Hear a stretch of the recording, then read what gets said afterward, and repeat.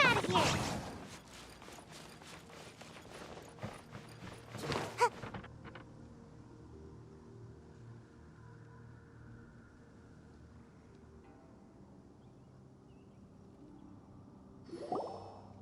Oh my god, I can't believe my eyes. How can she lift that massive rock all by herself? She's gotta be one of those Adepti, surely. Oh, mighty Adeptus, please give me your blessing so that in the coming year I may reap a more bountiful salary. This is top tier in size and quality, and the condition it's in is quite simply immaculate. Congratulations, this item is approved for submission. I'm going to award you full marks for the Sunset Vermilionite item. May I take your name? My name isn't important. I'm not even here to compete. I was just delivering this for some other people. They should be here any minute now. Shenhua! And Ningguang's little helper! Ah, so you're the ones behind this. No wonder. The rarest talent turns in the rarest plastrite specimen. But I have to correct you on one point. It's not helper, it's secretary.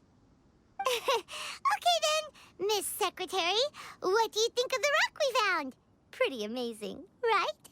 In truth, it is the finest piece of plastrite we have received so far. If everything goes according to plan, we will use this piece in the foundation of the Jade Chamber, which will enable us to proceed to the next stage of construction. As a side note, Lady Ningguang has rented some dwellings in the nearby area to serve as accommodations for the contestants. If you need a place to rest, you are welcome to stay there. Now, please excuse me. As you can see, there is still a lot of work to do on the building site. Shenhua! Shenhua! Just now on the way over, pretty much everyone was singing your praises! Oh, really? What kind of reaction is that? So strange. Aren't you happy about it? Whenever Paimon gets praised, Paimon can't help but hold their head up high and break into a big smug smile. I've had similar compliments before. They call me an Adeptus, treat me with great deference and respect, as if I'm set apart from the common folk. Yeah, 'cause that's how Adepti are. At least the ones we've met are pretty unique and reclusive, too. Way different than normal people. But I am not... Shenhua? I'm fine. I've been exerting myself quite a lot ever since we set foot in that abode. I'm just a little fatigued. Well, Byron said that there are some makeshift hotels we can use, right? Let's go check in and take a rest. No need. I simply need to find myself a secluded place in the wilderness to sit and meditate in silence. You can't do that. It's dangerous out in the wild on your own. When you're hungry, you go eat something tasty. And when you're tired, you go lie down in a nice, comfy bed. All right? Seriously, don't punish yourself like this. Okay. If you insist. Great! Now we're talking. Let's head to our hotel.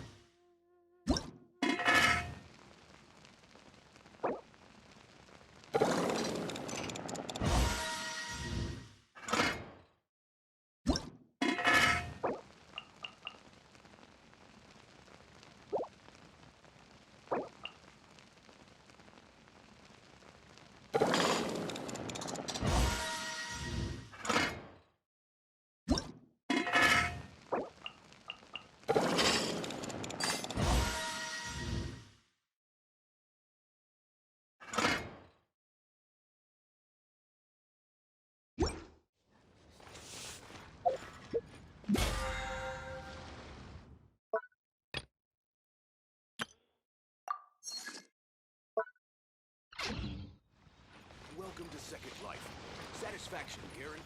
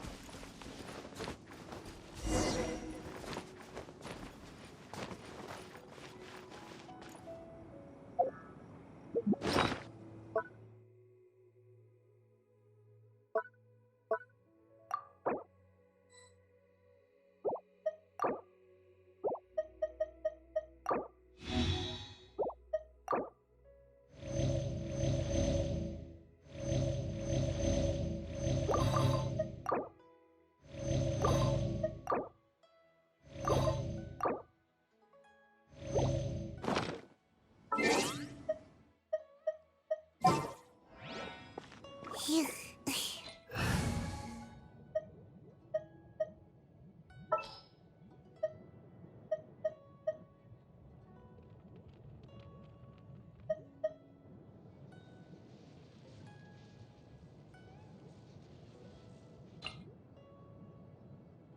I trust you.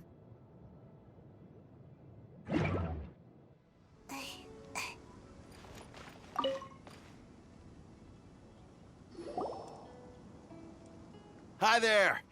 Checking in, are we? You're just in time. We only have 2 rooms left. Since this was chosen as the building site for the new Jade Chamber, we've had a constant stream of people in this area. And not just workers either. Visitors, business people, tea sellers, all sorts. So, business is booming for me today. Very few vacancies. You're lucky you got here when you did. Great! One of your rooms is still being cleaned. I guess it should be ready within the hour. The other room is just through the door on the left. Here are your keys. All right. Hope you enjoy your stay. Please excuse me, I'll leave you to it. Shenhua, you should go get some rest. We'll hang around outside until the other room's ready. Paimon's gonna go see if there's anything good to eat around here. Paimon couldn't help but notice one of the guests walk in with a huge grilled chicken drumstick before. Let's buy one for Shenhua, too. She can have it as a midnight snack. Or save it for breakfast tomorrow. All right. I will head to my room for now. If you need anything, don't hesitate to disturb me. I'm a light sleeper. I will hear if you knock on the door. Mm-hmm. See you tomorrow. Hey! Isn't that Cloud Retainer? What's she doing here? Let's go and say hi.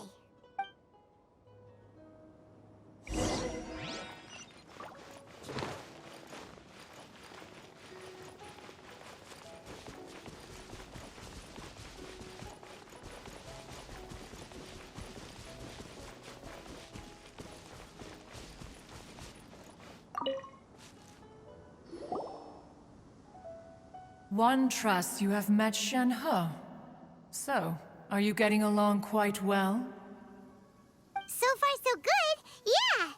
So, you know Shenhua too, Cloud Retainer? Naturally. Save for Ganyu, who spends the majority of her time in Liyue Harbor. All the Adepti living today are acquainted with Shenhe to some degree. Cool. So, what's her Adeptus name anyway? Calling her Shenhua feels kind of friendly, but also kind of disrespectful. So Paimon's thinking maybe it'd be better if we called her by her Adeptus name instead. Her Adeptus name?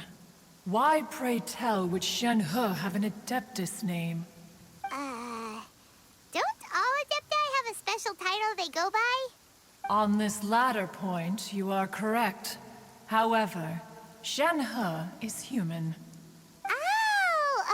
Oh, right. Wait, what? What? You knew already? So is Paimon the only one who didn't know? Do you mean to say that she presents differently from ordinary human beings? Well, to start with, her problem-solving methods are extremely direct. Ah, yes. She was like this all those years ago when one first met her. In this respect, she has not changed. One first found Shenhe by chance in a cave. One was passing by and sensed the presence of a god's remains. Being of an ever-vigilant disposition, one entered immediately to inspect the scene. Inside was Shenhe, then aged around 6 years old. In her hand, she held a dagger with which she was confronting a monster that was the god's remains incarnate. That sounds so dangerous. When one arrived, she had already been locked in confrontation with this monster for several days. Most mortal children are fragile, both physically and mentally, and are highly reliant on their parents for survival. But not so her.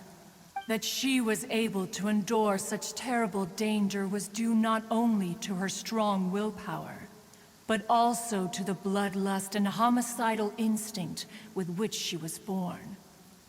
One dealt with the monster, yet she still refused to lower her guard. She even pointed her dagger in one's direction and remained ready to strike.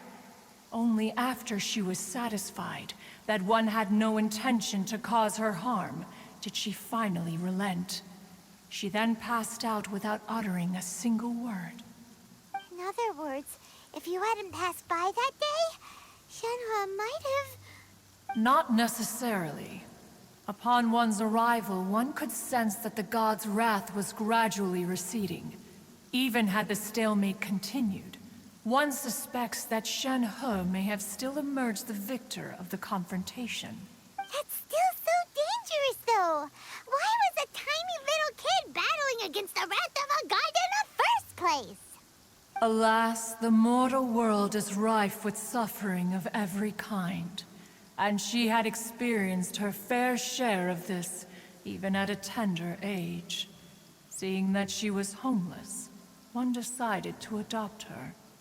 Indeed, it is one to whom she refers. Shenhe has an extraordinary constitution, making her well adapted to practicing the Adepti arts. All the Adepti cherished her talents, and so we were willing to train her. However, her homicidal urges did not subside with age. Rather, they grew stronger day by day. Mooncarver once performed a divination for her. He declared that her fate is to bear the curse of calamity. Consumed by malevolent energy, she is prone to bring harm to those around her. Such is the magnitude of the danger this poses, that her soul must be bound with red ropes to keep her homicidal instinct at bay. The red ropes have indeed served to keep her calmer and more content. They also seem to have rendered her somewhat inexpressive. Perhaps the red ropes are so powerful that they have suppressed some of her other emotions as well.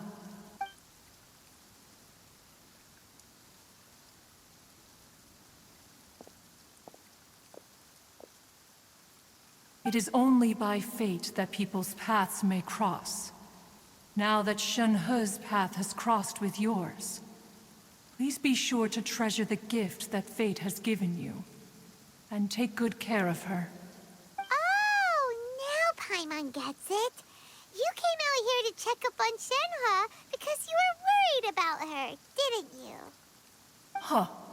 You dare draw such a facile conclusion on the nature of one's present excursion? Incorrect. The truth is that while Liyue Harbor may seem peaceful today, danger is always lurking in the shadows. Ningguang once made a bold assertion that this is to be the era of the contract between Liyue and the humans. Well, one is most curious to observe how she will respond to the coming storm. If she handles it admirably, one is willing to be a witness to her achievements. But if she does not, the Adepti shall not hesitate to seize control. Let us conclude our conversation here for today. One has occupied enough of your time, and night is approaching. Be sure to get ample rest.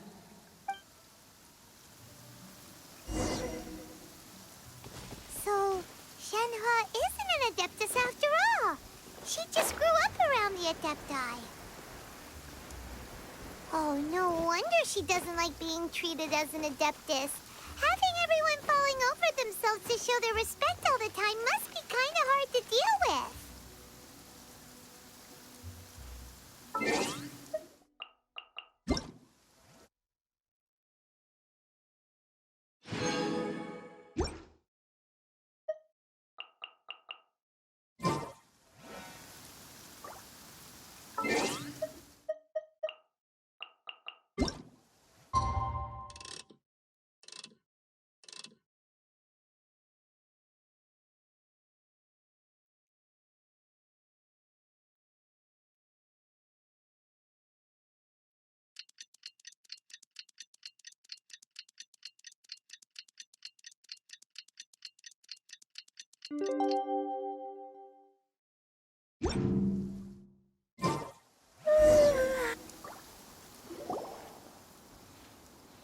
Hey, so, Shenhua, Master has relayed my situation to you, I take it. oh? How did you know? I'd intended to wait until you came back before going to sleep, but I didn't hear you come in. I was worried that something may have happened to you, so I went outside to check and caught sight of my master. On top of this, you have been acting very strangely around me this morning, causing me to suspect that my master must have told you everything about me. After all, Master is very talkative. Sorry, Shenhua. Paimon had you down as an Adeptus this whole time, but it turns out Paimon was wrong. It's okay. I don't mind. The fault is mine for not explaining everything to you sooner, because in my experience, trying to explain is a futile pursuit.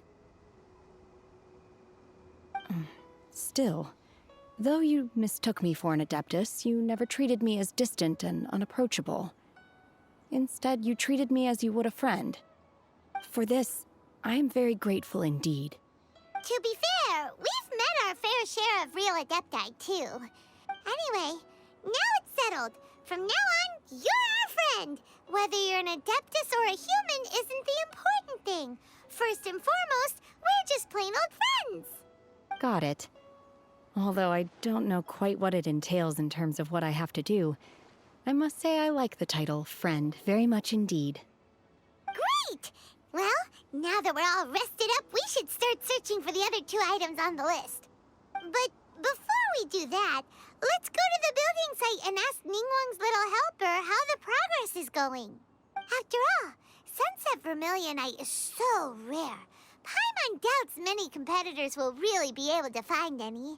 If it turns out some of them have given up already, we'll be able to take things a little more slowly.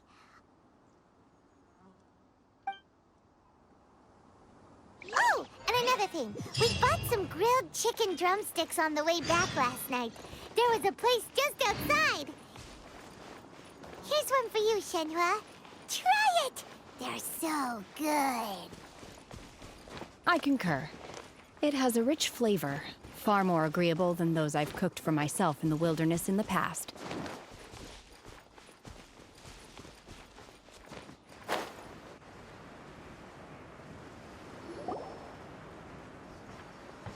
Look, look! The Jade Chamber is floating into the sky! But it seems to be tied down by something. That's because it's not finished. Hey, Bywin! And hey, Beto! And hey, person Paimon doesn't know? Given the enormous scale of the Jade Chamber, we split the construction work into 2 phases to make sure the structure remains balanced.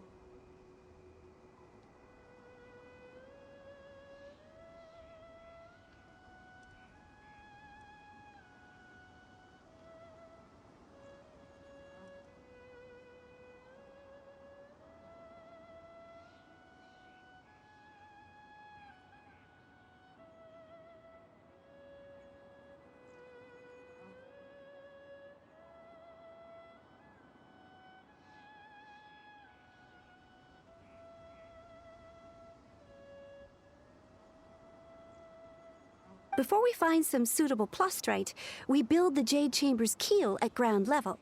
Once the plastrite is ready, we place it into the keel and let the partially constructed Jade Chamber rise up to the height of the surrounding mountain peaks.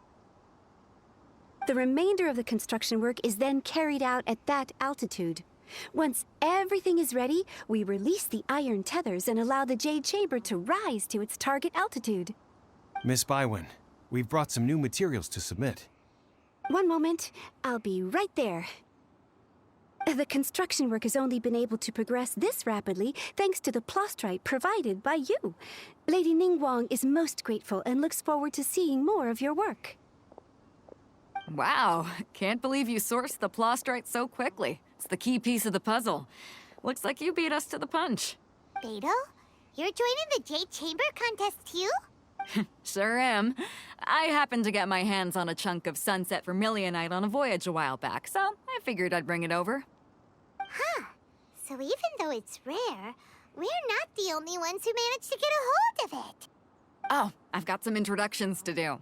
This is the renowned Miss Yun, or Yunjin, probably the most famous figure in the Liyue opera scene. Greetings. These two are Paimon and the Traveler, both good buddies of mine. And this is... sorry, not sure we've met. Shenhe. I am their... friend. Good to meet you. A friend of a friend is my friend too. Or, as I like to say, a mate of a crewmate is part of the crew. Miss Yun is also here for the contest. Turns out she needed to borrow a boat, so we came together. It's an honor to finally meet you both. I've heard much about you.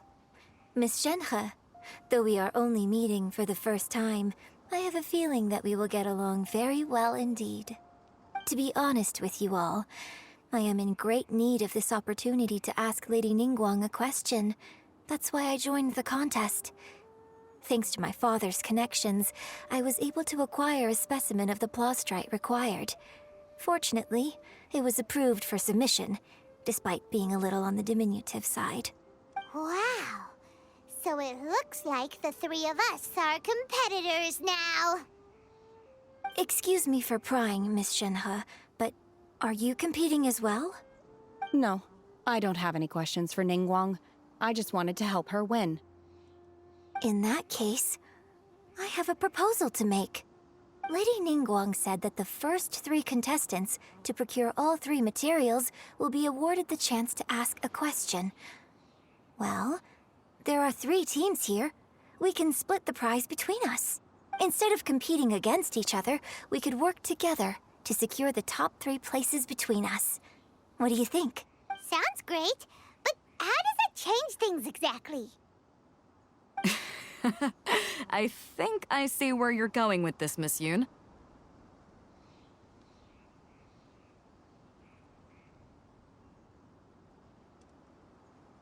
The plastrite was the most difficult item to source by a long shot.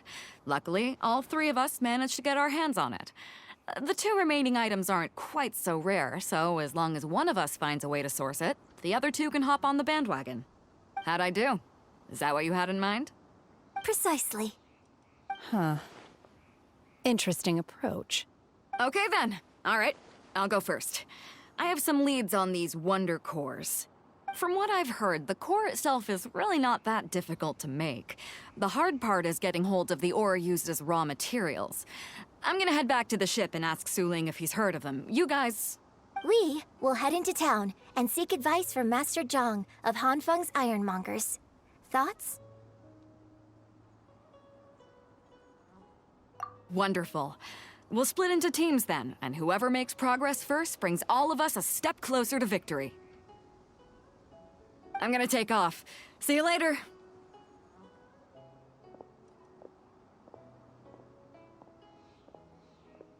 Okay, let's go!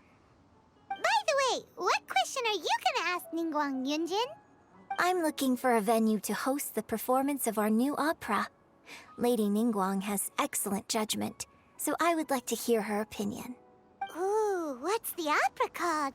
Paimon wants to go see it. The opera is a labor of love by my father. He wrote it based on a popular urban legend about an evil spirit and an adeptus. It's called the Divine Damsel of Devastation.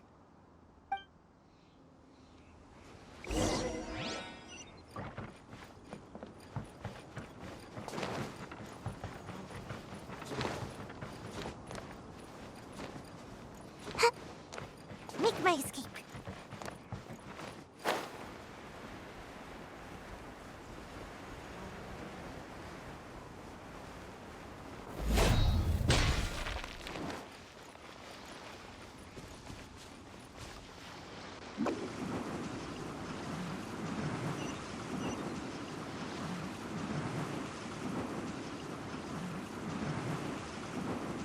And away I go.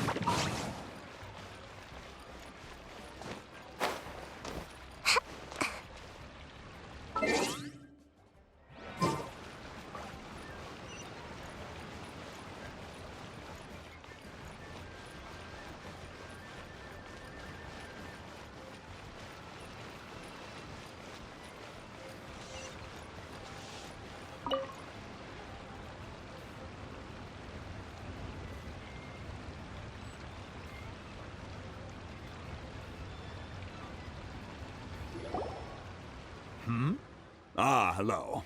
Are you here for something off the shelf, or do you need something forged?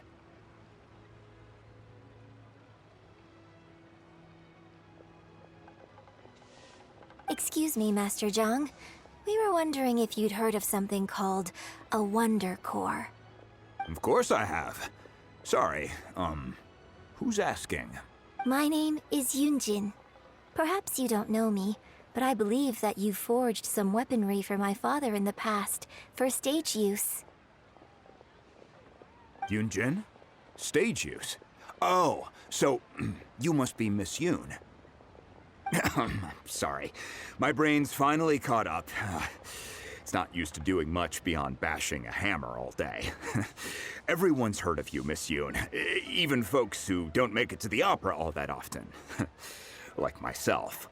So, you're here to ask about Wonder Cores, huh? As it happens, I do know how to make them. Matter of fact, I made some for Lady Ningguang back when she was building the original Jade Chamber. The types of ore needed to make Wonder Cores are a little hard to come by. Lady Ningguang supplied them herself last time. I don't suppose you've brought any yourselves? No, we were gonna ask you what kinds of ore we need. Sure. Well, you'll need two kinds. Star Splinter Iron and Subrosium. If I remember correctly, Lady Ningguang sourced her Star Splinter Iron from the Mount Tianheng area. They say it resonates with visions. It could take some work, but if you stick with it, you'll find some eventually. As for the Subrosium, though, that's trickier. It's all but unheard of on the market. I'm really not sure. Sorry. What I've heard is that the people around Mount Tianheng have some sort of magic trick that can pinpoint the location of the stuff. Of course, it's probably just hearsay. If you want my advice, start by looking for Star Splinter Iron around Mount Tianheng. And if you run into any locals, ask them a few questions about Subrosium. Mount Tianheng. Interestingly enough, the story of the Divine Damsel of Devastation also takes place on that mountain. I hear the view there is quite spectacular. A favorite destination of the Adepti, in fact. Perhaps it can give me some inspiration. Let's not delay. We should head straight there.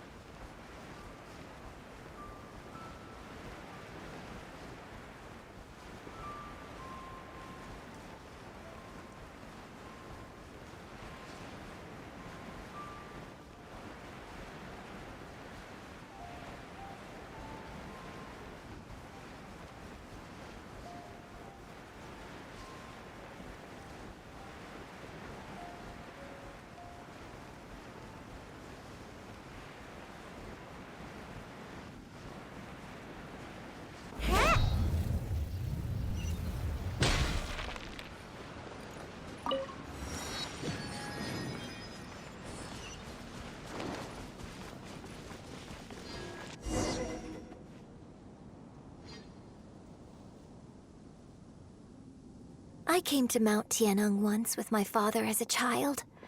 I remember it being such a long climb that I could barely feel my legs by the time we reached the top. Oh, this is quite a trip down memory lane for me. Look at these majestic, towering peaks and the gently flowing streams. It's like setting foot in paradise. No wonder the legend of the divine damsel of devastation is said to have taken place here. Adepti wander oft where mortals seldom stride. Indeed, this looks like a place that one might expect to be frequented by Adepti. The Divine Damsel of Devastation is your upcoming opera, right? And the story takes place in Mount Tianheng. Huh. Seems like you have a real connection with this place. What's the story about, though? It's the story of a girl becoming a hero. Cool. A hero story? They're Paimon's favorite! The legend first arose in this area. It is said that there used to be a prosperous village on the mountain. In that village, there was a loving couple who were completely devoted to one another. One day, a terrifying monster appeared. The wife was out collecting herbs and was captured by the monster. Her husband was so distraught at the news that it broke his spirit and drove him to madness. The vile and vicious monster told the villagers, "If you want to live, you must sacrifice a child to me." What a nasty piece of work! Paimon sure hopes this Bruh. monster gets put in its place! What? But the monster was so terrible and so strong that all within the village were terrified of it. They had no choice but to give in to the monster's demand. Just while they were discussing whose child would be given over to the monster, a little girl suddenly stood up and came forward.